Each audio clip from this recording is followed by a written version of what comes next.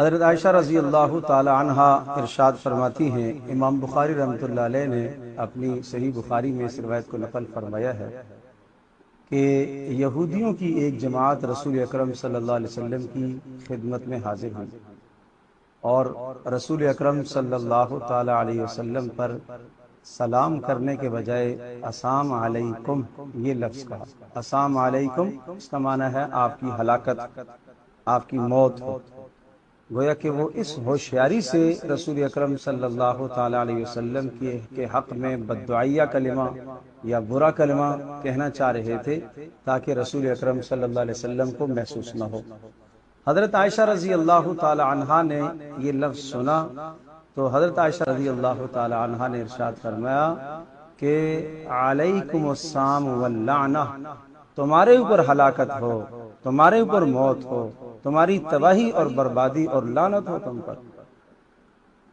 رسول اکرم صلی اللہ تعالی علیہ وسلم نے یہ بات سنی تو آپ نے ارشاد فرمایا، اے عائشہ، ان اللہ یحب الرفق فی الامر کلہ، اللہ ہر بات میں نرمی کو پسند کرتا ہے۔ تو حضرت عائشہ رضی اللہ تعالی عنہا فرمانے لگی، اے اللہ کے رسول آپ نے سنا نہیں انہوں نے آپ کو کیا کہا؟ تو پیارے رسول صلی اللہ علیہ وسلم نے ارشاد فرمایا کہ عائشہ آپ نے نہیں سنا میں نے کیا کہا؟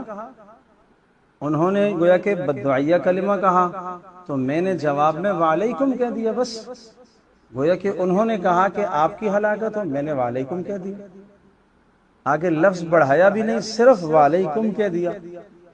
تو ایک بات تو یہ سمجھ میں آئی کہ اگر کوئی غیر مسلم سلام کا کلمہ کہے تو ہمیں جواب میں وعلیکم کہنا چاہیے بس۔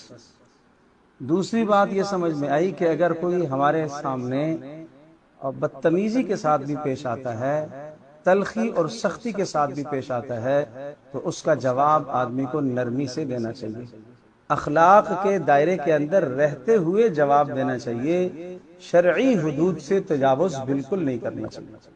حضرت صلی اللہ علیہ وسلم نے کیا فرمایا؟ ان اللہ یحب الرفق فی الامر کلہ، ہر کام میں، ہر معاملے میں، گفتگو کے اندر، انداز میں، دوسرے کے سامنے گفتگو کرتے ہوئے، تقاضا کرتے ہوئے، اپنی بات چیت کے دوران نرمی کو اختیار کرے، زبان سے نرم گفتگو نکالے، زبان سے غلط جملہ نہ نکلے، زبان سے نامناسب کلمہ نہ نکلے، بلکہ نرم گفتگو ہو، اور نرم گفتگو وہ دلوں کو نرم کرتی ہے۔ کیوں؟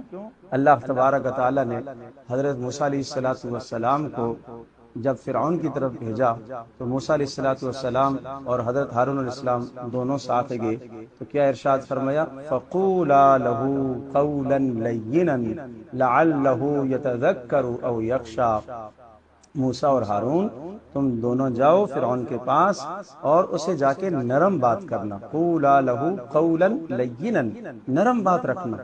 کیوں؟ لَعَلَّهُ يَتَذَكَّرُ أَوْ يَخْشَىٰ، نرم بات سے امید کی جا سکتی ہے کہ وہ نصیحت کو قبول کرے یا اس کے دل میں کوئی خوف پیدا ہو۔ اللہ پاک تو جانتا ہے، مگر اللہ نے اتمام حجت کے لیے موسیٰ علیہ السلام اور ہارون علیہ السلام کو بھیجا اور نرم بات کرنے کی تاکید فرمائی، فَقُولَا لَهُ قَوْلًا لَيِّنًا۔ کیوں؟ اس لیے کہ اگلے کے دل میں بات نرم اترتی ہے، اور آداب کی اگلے کے دل میں جو بات اترتی ہے وہ نرم بات اترتی ہے، اور یوں سمجھے کہ گفتگو کے جو آداب ہیں ان آداب کی رعایت رکھتے ہوئے جب انسان گفتگو کرتا ہے، شرعی حدود کے اندر رہ کر کرتا ہے، تو وہ گفتگو مؤثر ہوتی ہے۔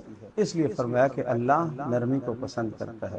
اللہ پاک ہمیں اپنی گفتگو میں نرمی لانے کی توفیق عطا فرمائے۔